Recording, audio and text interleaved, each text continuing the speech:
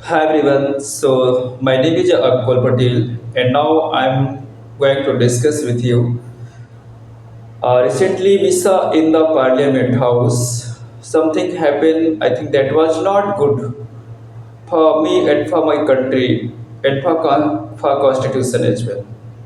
So the situation that came in parliamentary activity, the one parliament member has given one statement inside of the Parliament House in Rajya Sabha. The statement was about behavior of Sabhapati. It means for Vice President. And I think the lady, she was not given the first time. Many times she given such statement that was not in the right direction. She is trying to say some few influences statements that will create a violence, that will create a mismatched systems, that will create a problems for house.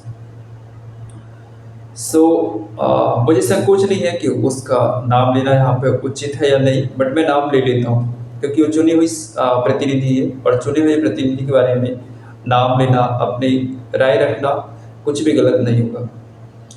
सो जया बच्चन, वो जया बच्चन जिसके husband अभी भी अमिताभ बच्चन ही हैं और आज से नहीं है, जब से उनकी मैरिज हुई है तब से है। तो जिस नाम से उनका पहचान है और वो नाम इवन उन्होंने लिख के भी दिया है 2004 से जो है संसद में उनका नाम ही है कि उनके नाम के साथ साथ हस्बैंड का भी नाम उसने लिख के दिया है। और यदि कोई व्यक्ति उसको पढ़ देता है जया अमिताभ बच्चन, तो उससे उस महिला को इतनी एलर्जी, इतना उससे दुख, इतना उसका गुस्सा कि वो सभापति के ऊपर प्रश्न चिन्ह कर दिए, सभापति से सवाल पूछे और सभापति को ये कहे कि आप मुझसे माफी मांगो। How come C can say in parliament. लेकिन साथ में बड़े दुख की बात है कि जिस पार्टी ने, जिन लोगों ने उसको चुन के भेजा है और आज से चुन के नहीं भेजा है, शायद हम और आप अबोध थे उस टाइम में। 2004 से वो पार्लियामेंट जा रहे हैं, लोकसभा के राज्यसभा के रास्ते, माफ कीजिए। और कह क्या रही है कि your tone was not good. उसके टोन सही है, पार्लियामेंट में जो भी एक्टिविटी होती है, सभापति महोदय जो भी बोलते हैं वो लाइव बोलते हैं। वो सिर्फ वहाँ के बैठे हुए लोग नहीं सुनते, पूरा देश सुनता है, पूरी दुनिया सुनती है, लाइव टेलीकास्ट होता है उसका। और महिला कह रही है कि your tone was not good. और उसकी टोन सही है कि एक शब्द वहाँ से सभापति महोदय नहीं बोलती या कोई रूलिंग पार्टी का सदस्य नहीं बोलता, वो टिक टिक टिप टिप करती रहती है। कुछ भी होता है, कोई ना कोई टिप्पणी उससे हो जाता है। किसी मसले पे आज तक मैंने उसको नहीं सुना कि उसने विवाद अपनी कोई राय रखी है। यदि उसको ये कह दिया जाता है कि आप कला के क्षेत्र से हो, आप एक्टर से हो, तो उसको बुरा लग जाता है। यदि मैं शिक्षक हूँ और कोई मुझे मेरे पुराने कार्य के आधार पर मुझे जानता है और उसके आधार पर मेरी पहचान है, तो मुझे शिक्षक कहने में, जब मजदूर को मजदूर कहने में शर्म नहीं होता, गरीब को गरीब कहने में शर्म नहीं होता, तो एक्ट्रेस को एक्ट्रेस कह देने पे शर्मिंदगी फील होती है। साथ ही ये तो बड़े अजीबो करीबो किस्म की बात हो गई कि तूने मुझे, चोरी तो मैंने किया लेकिन तूने मुझे चोर क्यों किया, चोर को क्यों कहा, तो मैं से सामान छीन सकता था लेकिन चोर क्यों कह दिया मुझे। ये ऐसी बात हो गई। साथ ही ये बचकानी बातें हैं, लेकिन इस छोटी सी बात को लेकर के संवैधानिक जो गतिविधियां हैं, सदन को चलने की जो परंपराएं हैं, जो व्यवस्था है, उसके खिलाफ खड़े हो जाना, ये अपोजिशन का कुछ ऐसा चरित्र लग रहा है कि अपने किसी पुराने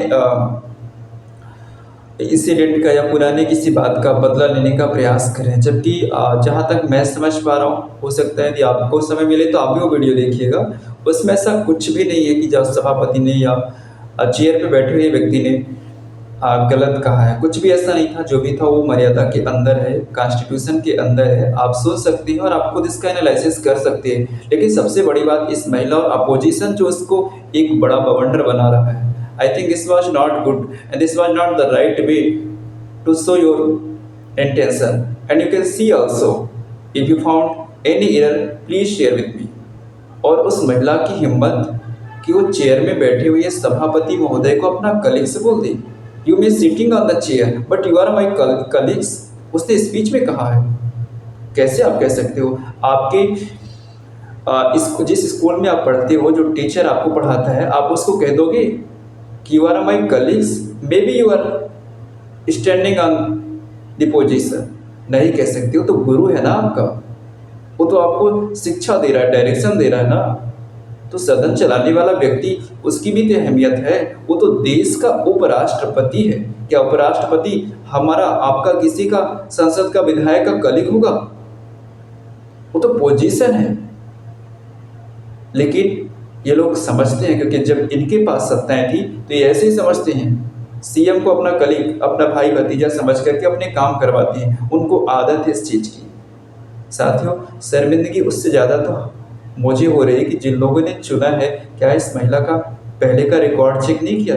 इसने पहले भी ऐसे विवादित बयान दिए हैं।